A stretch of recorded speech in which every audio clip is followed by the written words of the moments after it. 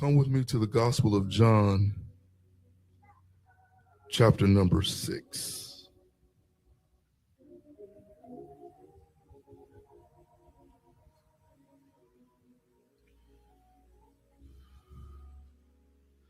I want to begin at verse 15.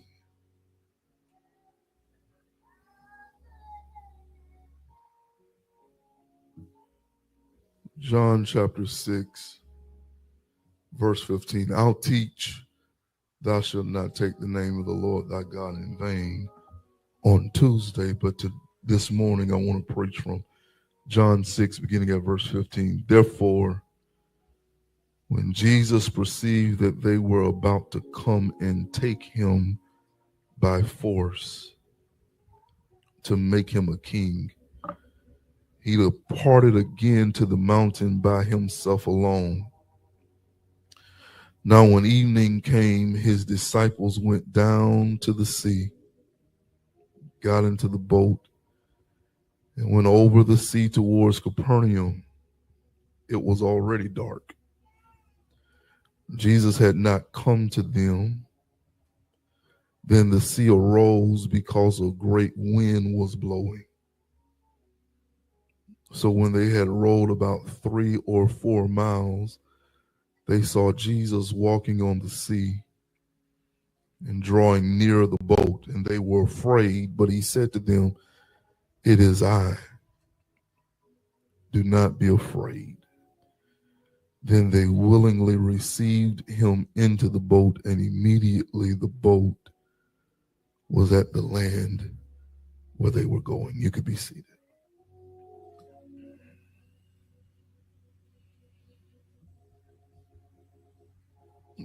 Verse 16. Now when evening came, his disciples went down to the sea. They got into the boat, went over the sea toward Capernaum. It was already dark. Jesus had not come to them. The sea arose because a great wind was blowing.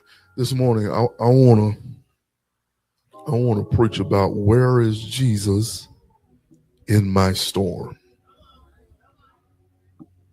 Where is Jesus in my storm?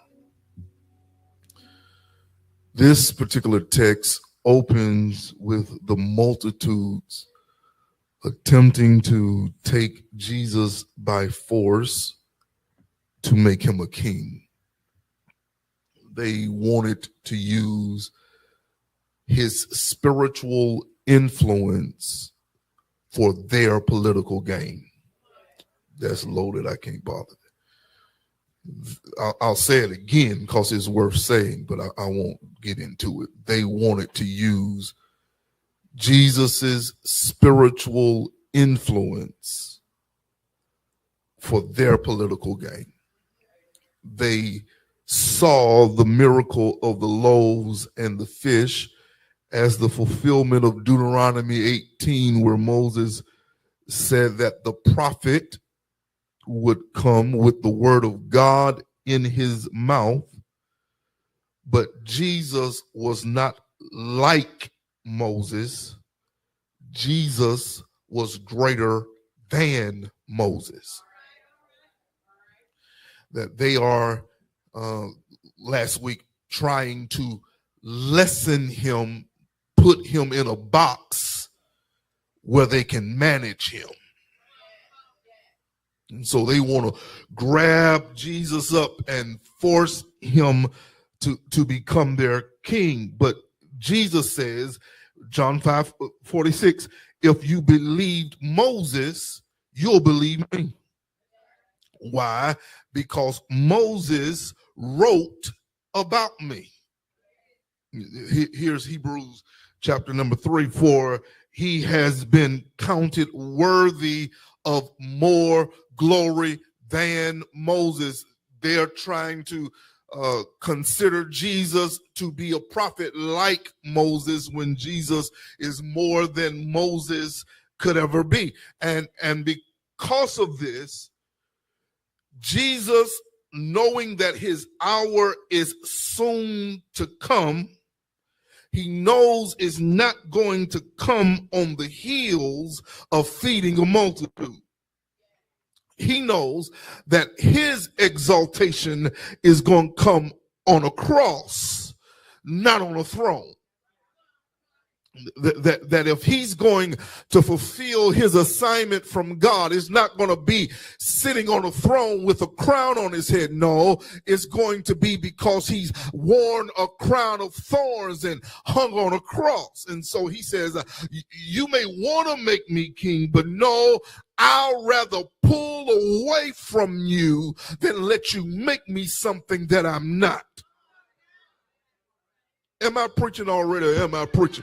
I said, I'd rather pull myself away from you. I'd rather put some distance in this relationship than let you put me somewhere that I do not belong. And I need to preach to somebody in the virtual sanctuary, because the local sanctuary is looking at me like a deer in the headlights, that you know better than to let somebody put you somewhere you don't belong.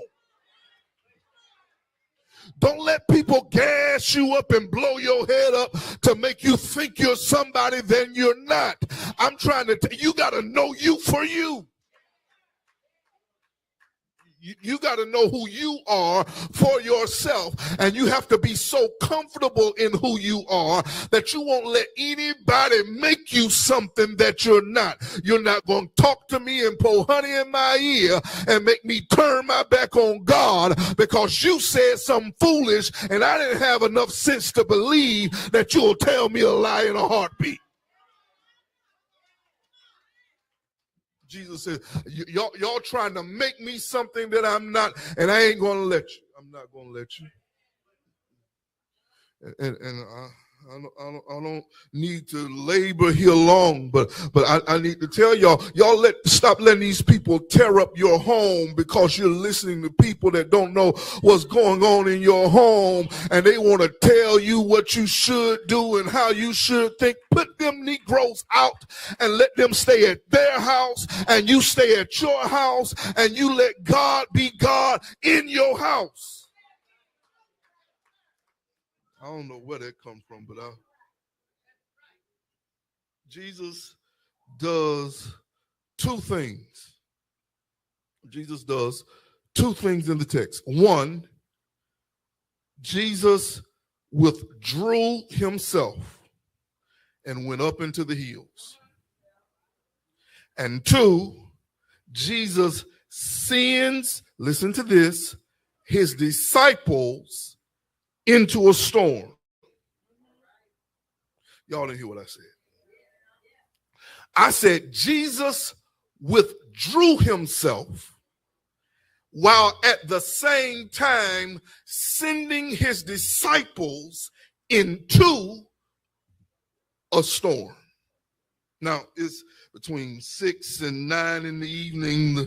Jesus is sending his disciples from the east bank of the Sea of Galilee across the 7 miles of the sea to the northwest bank. Here's the problem. The Sea of Galilee is surrounded by hills. It's surrounded by hills, and it sits about 700 feet below sea level, which creates what they call the coffee cup effect. So when the sun sets in the west, the cool breeze drops some 3,000 feet over the hills into the warm lake water and stirs the sea or churns the sea and causes a violent storm. And so Jesus is sending them into a head-on collision with a storm. And I know it's not the God that you want to have, but your God has a tendency of sending you into situations that end up being storms. I need a witness somewhere. That following Jesus will lead you into some stormy situations. that you ain't never been as low as you have been until you started following Jesus. That Jesus will take you into some low places and the wind will start blowing and the waves will be high and you won't have any control. Jesus sends them into a storm. He sends them. He sends them into. My question to the text, I'm teaching you to be good homileticians, and a good homiletician always comes to the text. Hurry up, Pastor. Comes to the text with a critical question. The critical question of the text is, why would Jesus send his disciples into a storm? Why would Jesus allow unexpected sickness to show up? Why would Jesus allow financial difficulty to come up? Why would you be faced with grief after another? Why would it be like one domino fell and another and another and another? And if it ain't one thing, it's another. Why would Jesus intentionally send you into the storm? Here it is. If I was to give you a sermon in the sentence, this would be what it is.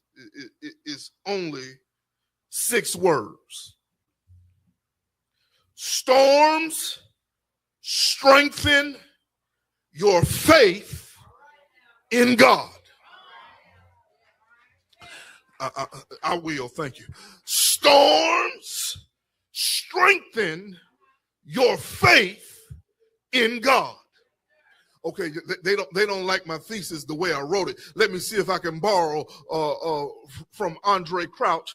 If I never had a problem, I wouldn't know that God could. I wouldn't know what faith in his word would do.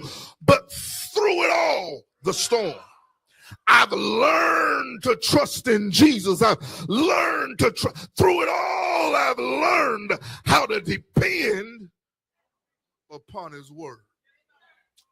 The Lord sends you into storms because storms strengthen your faith in God. Let me show it to you. This storm, I ain't got to my point yet, I'm almost there.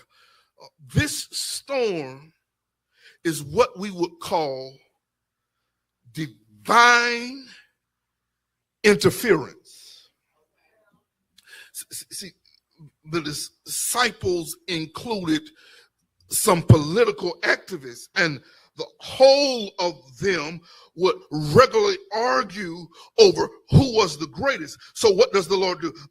The Lord sends a storm to prevent them from making a mistake that could ruin their lives.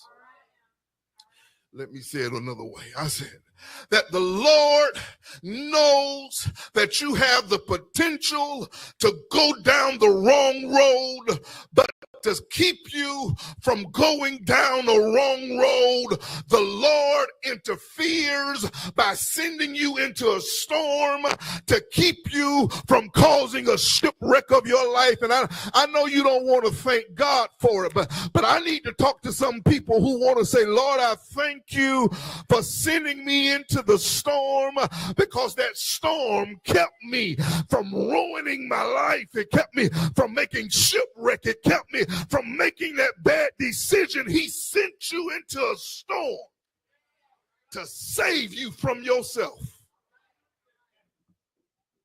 It's divine interference. It was designed. He knew if you kept everything good all the time, some of y'all just wouldn't pray. Some of y'all wouldn't pray. He knew if it was all roses and lilies and daisies, you forget about him. But if I let a storm show up in your life, you'll remember, Father, I stretch I'm trying to encourage you this morning. I'm trying to encourage you that this storm has been sent to you to keep you in God's will. But here's the next thing here. Here's the next. It's not just to keep you in God's will. Here's the thing. It's a divine inspection. God wants to know if when the bottom falls out, will you remember? That sounds like last week, don't it? It sounds like last week. He trying to find out, will you remember? I just took a last lunch of 2 fish and 5 whole cakes and fed 5,000 men, women, and children. Well, 5,000 men, and then you add another 5,000 women, and then you give each man and each woman 2 babies. You got 20,000 people in the wilderness, and he took 2 fish and 5 loaves of bread, and he fed 5,000. I want to know, will you remember that I had power to feed the 5,000 when you're being rocked by the waves? I'm trying to see if you can remember that I healed your body the last time. I'm trying to find out if you'll remember that I paid them bills the last time. Or when things go wrong, will you forget who I am?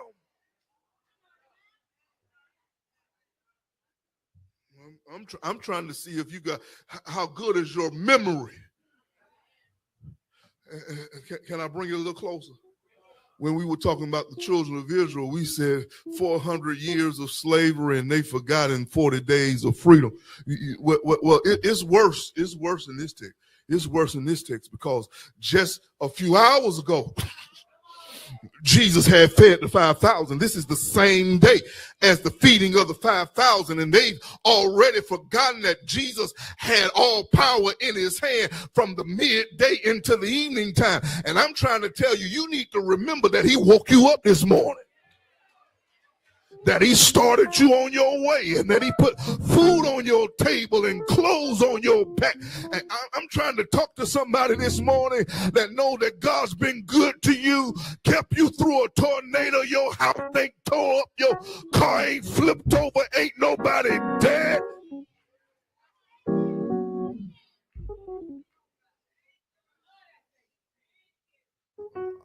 I need to know if you'll remember, because if you can remember what I did for you before, if you can remember what I did for you today, you'll be able to believe me right now. All right, I finally got to my sermon. Let me preach about what I want to preach about. The title of the sermon is "Where is Jesus in My Storm?" I finally got there. All of this has been introductory conversation to get to this right here. There are 3 theological terms that help us wrap our mind around where Jesus is in our storm. Here's the first one. The word is transcendence. Transcendence. Let the church say transcendence. This is my first one. Transcendence literally means that God, Jesus, is above your storm. The text says that he was up in the hills looking down at them in the sea. He is above your storm. Sea of Galilee is 700 feet below sea level. Jesus is in the hills 2,000 feet above sea level. Here's the only point I need to make in this first point. He is aware of your storm, but he's not affected by your storm. Social media, I need a shouter in the virtual sanctuary because I just said something worth tearing this church up. If I was sitting next to them, I'd been done a cartwheel by now. But they looking at me like a deer in headlights, so I need you to help me preach this little sermon. I said that Jesus is aware of the storm, but he's not affected by the storm. What am I saying? I'm saying that God in Christ is aware of your struggle, but your struggle doesn't stop him from being God. He's above it. He's above it. He's above what you're going through. Yes, he knows about the financial difficulty. He knows the bill is due, and he knows your money doesn't stretch that far, but it doesn't stop him from being God. He knows what the doctor said the sickness is, and he knows the level of pain you're in, and he knows how much medication is going to take and what the recovery is going to look like, and he knows it, but it doesn't stop him from being God. He is so much God that he can be aware and not be affected. And that's why I'm shouting this morning. I'm shouting this morning because it doesn't matter what I go through, God is still going to be God. Ooh, man, I'm telling you, there's some good stuff. I said, it doesn't matter what I'm going through, where I find myself, up, down, in, out, twists and turns, God is still gonna be God. He's still gonna have all power. He's still gonna be able to make a way out of no way. He's still gonna be able to open a window in heaven and pour out a blessing. He's still gonna order my steps. He's still gonna supply all my needs. I'm trying to encourage you this morning that what you're going through doesn't stop him from being God. He is transcendent. I'm almost done, Deuce. He is transcendent. He is above what you're going through.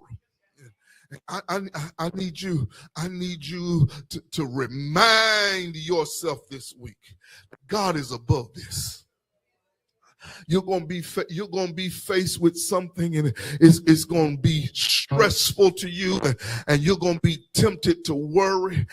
And I need you to remind you that this don't stop God from being God. He ain't lost no power. He's still on the throne, and somebody's going to do you wrong, and I need you to remind yourself that he still sits high and he still looks low, and that he's always going to have the last word. It doesn't matter what they do or what they say. He's still God. He's always going to be God, and this doesn't stop him from being God. All right, that's number one. Here's number two. Transcendence, he is above the storm. Here's point number two. Theological terms to describe God's involvement in your storm. Number one is transcendence. He is above your storm. But here's the second one. It is called the providence of Jesus. Let the church say providence. He's not just above your storm. He's in control of your storm. Y'all not listening to me preach this morning. I said, he's not just above the storm, he's in control of the storm. So here's the idea. Wind moving from west to east, disciples are traveling east to west. They got in the boat between 6 and 9. It's between 3 and 6 in the morning.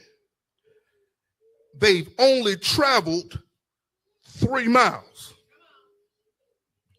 Traveling into the storm. All right, y'all missed it. Let me start this point over again. The wind is moving from west to east. They're traveling east to west. They're going into the wind. God in Jesus is in the hills looking down at them in the sea. The wind is churning the lake, and the boat still ain't flipped over. Wait. We've been fighting these winds since between 6 and 9. 6, 7, 8, 9, 10, 11, 12, 1, 2, 3, 4, 5, 6, and the boat still ain't flipped over. Y'all missing me. 6, 7, 8, 9, 10, 11, 12, 1, 2, 3, 4, 5, 6. 13 hours fighting in this storm, and the boat never flips over. What do you mean you've been fighting in a storm for 13 hours and ain't no water in the boat? The wind is churning the lake and there's no water in the boat. The boat ain't flipped over and you ain't gave out of strength. You mean to tell me you've been rowing in the wind for 13 hours and you still got, can I tell you why? Because even though you're in the storm, Jesus is still in control of the storm. And since you belong to him, he'll tell the wind you can blow, but you can't blow him over. He'll tell the waves you can rise, but you can't get in that boat. He'll speak to your arms and say, I know you're going to roll, but I'll keep you from fatigue until I can get there to get you out of it, because even though you're in it, I'm in control of it. I need somebody who can look back over their lives. I got to stop. I'm almost out of time. I need somebody that can look back over their life and see that God has been preserving you in the midst of all of your troubles and trials and hard times. You ain't never had it easy, but you're still here today because God has been in control of your soul. Life for you ain't been no crystal stack. I got to stop. I say life ain't been no crystal staff for you, baby. There's been attacks and the wood has been bare, but God has brought you through that thing because God has been in control. Folk done walked off and left you and you still got your right mind. I'm trying to show you 13 hours. Lake is 7 miles wide. From one side to the other is 7 miles. They're only 3 to 4 miles after 13 hours. Don't even look like they making no progress, but they surviving. And I want to talk to some people that don't feel like they moving forward, but let me tell you something, baby. You could be dead and in your grave. You still here right now. And if you ought to shout over anything, it's because God has preserved you in a bad situation and you're still here when other folks lost their mind, when other folks threw in the towel, when other folks gave up. God has preserved you in a bad situation.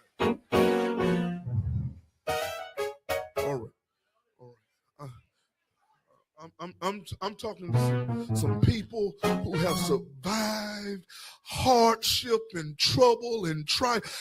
Let me see if I can put it in your life. You done learn how to take $20 and stretch it a whole week. I mean, stretch that 20. I mean, you go in Walmart with $20 and everybody gonna eat good because even though you may not be making the progress you want, you're still here because God has preserved you. He's not just above the storm, he's in control of the storm.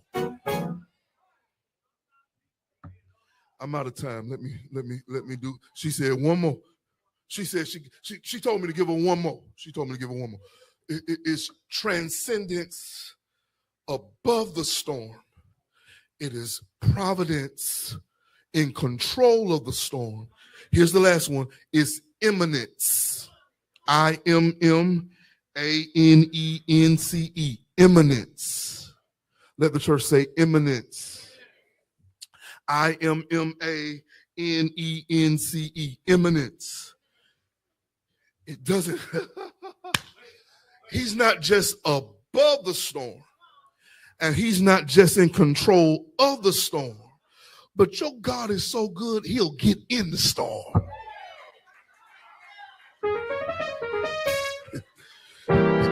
Your God is so good that he won't stay above it always. And he ain't never going to give up control of it. But what he will do is he'll get in the storm with you. So here it is.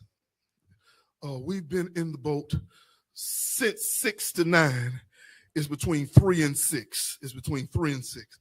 Between 3 and 6. And Jesus comes down out of the hills. Comes down out of the hills. And you know what Jesus does? This is amazing.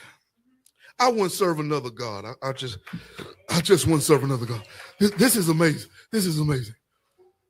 The wind is coming 2,000 feet over the hills into the water, churning the water like you stir your coffee in a coffee cup, and Jesus puts his foot on it. The sea is churning like you stirring coffee in a coffee cup. Waves up high. Wind is blowing into his face, and Jesus is walking into the wind. Because can I tell you something? There's absolutely nothing that can keep your God from coming to see about you. I'm telling you, when you get in trouble, God will move heaven and earth just to come and see about you. And the Bible says that Jesus starts walking to them on the water. Now here's the good piece. Here's the good piece.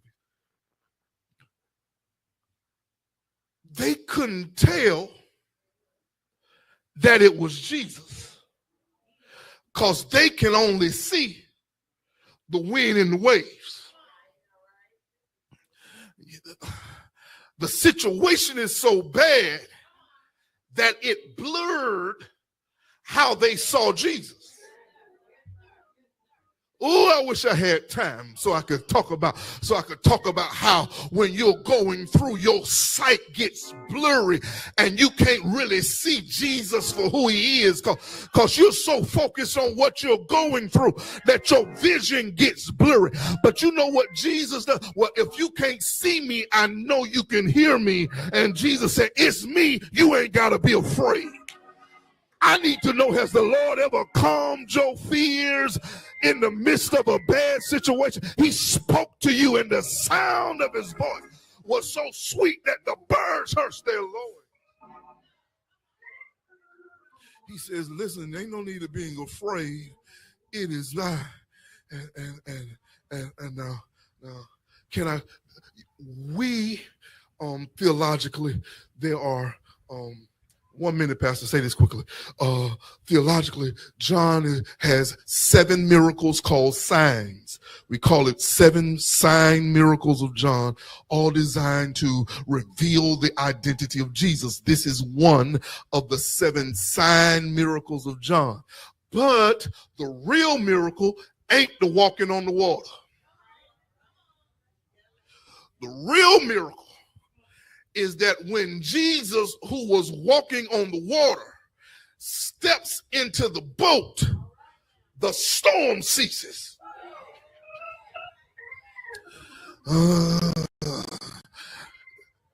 Ain't nothing changed. It's still between 3 and 6 in the morning. The wind is still coming 2,000 feet over the hills. We're still 700 feet below sea level. And the wind is still supposed to be churning the water. But Jesus is on the boat now. And because Jesus is on the boat, they experience peace in what's supposed to be a bad situation. I need somebody in this room that knows that he'll keep you in perfect peace if you keep your mind stayed on him. I need somebody that knows, and the peace of God, which surpasses all understanding, will keep your hearts and your minds through Christ. I need somebody that knows that God will give you so much peace that he'll put the devil under your feet and he'll cause your storm. I'm telling you, I serve a God that knows how to say, peace, be still. I wish Darren Moore was here. Darren Moore would say, when he say, peace be still, the waves lay down like sleepy dogs, and the winds hush their fuss, because Jesus said, peace be still. All right. I'm sorry. I wasn't completely honest with y'all, because the real miracle isn't just that he got on the boat. He gets on the boat and there's immediately a peace that comes over the sea. But there's something else that happened. Verse 21. I need to read this from the Bible. Got to read this. They willingly received him into the boat. Y'all got your ears open. You can hear me. Can y'all hear me? He got into the boat, and immediately the boat was at the land. Wait. Y'all didn't hear me. He got into the boat, and immediately the boat was at the land. Wait. He got into the boat, and immediately the boat was at the land. Remember, I just told you that they'd only made 3 and 4 out of 7 when Jesus got to the boat. But now that Jesus is in the boat, Jesus makes up the difference. And I need somebody in GB this morning that knows that God will make up the difference. They won't help over there. How about over here? I say, anybody know that God will make up the difference? You ain't got to have it all. You ain't got to make as much progress as you think you should, because God he'll make up the difference. Can I tell you how I know? Because there was a great difference between me and my God. I was lost in sin. I was shaped in iniquity. I didn't have enough money to pay the debt that I owed. But God made up the difference. He sent his only begotten son, and he who knew no sin became sin, that I might become the righteousness of God. And I gotta sit down here now, but I just want to tell you that God he'll make up the difference. I need a witness in the room here that can testify with me that he will make up the difference. That problem that I had, I just couldn't sing. I couldn't sing the song. I tried and I tried, but I kept getting deeper. I kept getting deeper involved, but I turned it over. Why y'all won't help me?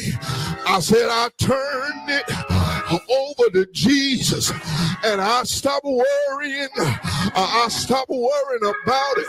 I gave it over to the Lord, and he worked it out. Is there a witness in the room that he will work it out? He'll pick you up, turn you around. He'll place your feet on a higher ground. I need a witness in the room that can help me testify that he will open a window in heaven and pour you out a blessing that you won't have room to receive. Anybody tried him? Man, I gotta stop. I said, anybody tried him? Ain't he all right? I said, ain't he all right? Now unto him, I'm trying, that's able to do exceeding and abundant above all that you can ask or think according to the power that's at work in you. Ain't he all right? I said, ain't he all right? You ought to shake a neighbor's hand and tell him, neighbor, I can't say it for you, but I'll sure say it for me. I know he's all right.